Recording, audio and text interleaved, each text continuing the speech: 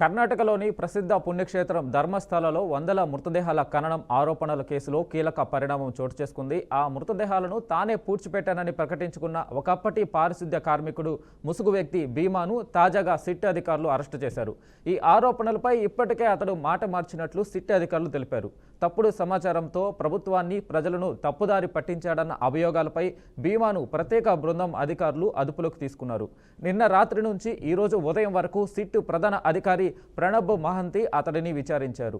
మాయమాటలతో మొత్తం వ్యవస్థను నమ్మించి చివరికి ఏమీ తెలియదని చేతులు ఎత్తేశాడని విచారణ బృందం దర్యాప్తులో గుర్తించింది. దీంతో అతడిని అరెస్టు చేసింది. నేడు ముసుగు వ్యక్తిని కోర్టులో హాజరుపరచనున్నట్లు సిట్ అధికారులు వెల్లడించారు.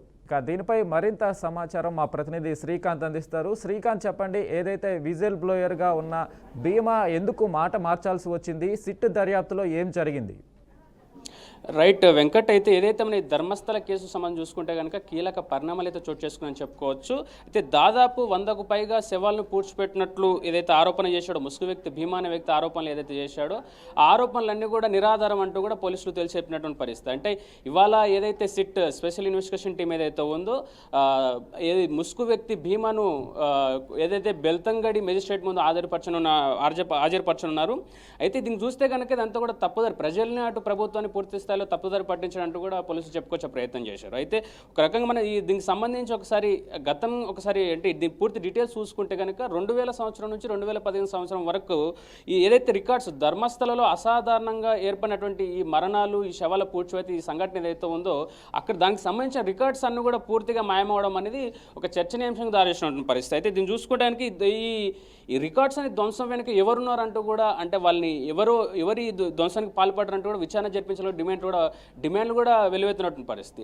అయితే దీంతో పాటు చూసుకుంటే కనుక ఏదైతే ముసుగు వ్యక్తి భీమా చెప్పిన ఆధారాలను బట్టి స్పెషల్ ఇన్వెస్టిగేషన్ టీం కూడా బృందాలుగా ఏర్పడి 16 ప్రాంతాల్లో 13 స్పాట్లు గుర్తించి 14 అడుగుల లోతులు కూడా తవ్వకాలు చేపట్టినప్పటికీ కూడా ఎలాంటి ఆధారాలు కానీ అంటే దానికి సంబంధించిన ఎలాంటి కూడా బయటకు రాలేదు. మొత్తం నీరే బయటకు వచ్చిందంటూ కూడా పోలీసులు చెప్తున్నటువంటి పరిస్థితి.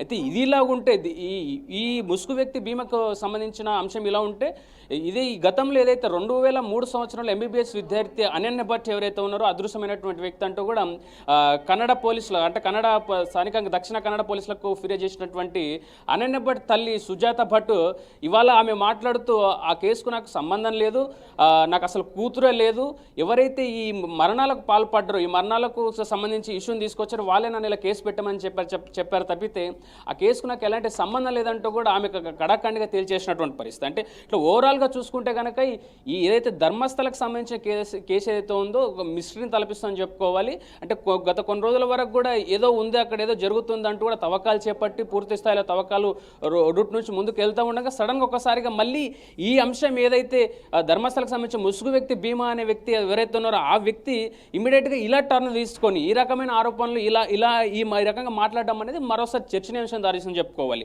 అంటే ఇది ఎవరన్నా చెప్పించారా లేకపోతే ప్రభుత్వం తరహాలో ఏదన్నా ఈ స్కామ్ ఏదైనా జరుగుతుందా అన్నట్టు కూడా అలాంటి అంశాలు కూడా వినిపిస్తున్నటువంటి పరిస్థితి. అయితే ఓవరాల్గా చూసుకుంటే కనుక ముసుగు వ్యక్తి భీమా అటు అనన్య భట్ తల్లి సుజాత భట్ వీరిద్దరు కామెంట్స్ వీళ్ళిద్దరు విచారణలో అటు ముసుగు వ్యక్తి భీమా చెప్పిన అంశాలు కానీ అలాగే మీడియాతో మాట్లాడుతూ ఎవరైతే అనన్య భట్ తల్లి సుజాత చేసిన కామెంట్స్ అని కూడా మరొకసారి చర్చనీయాంశంగా దారిస్తుందని చెప్పుకోవచ్చు. వెంకట్.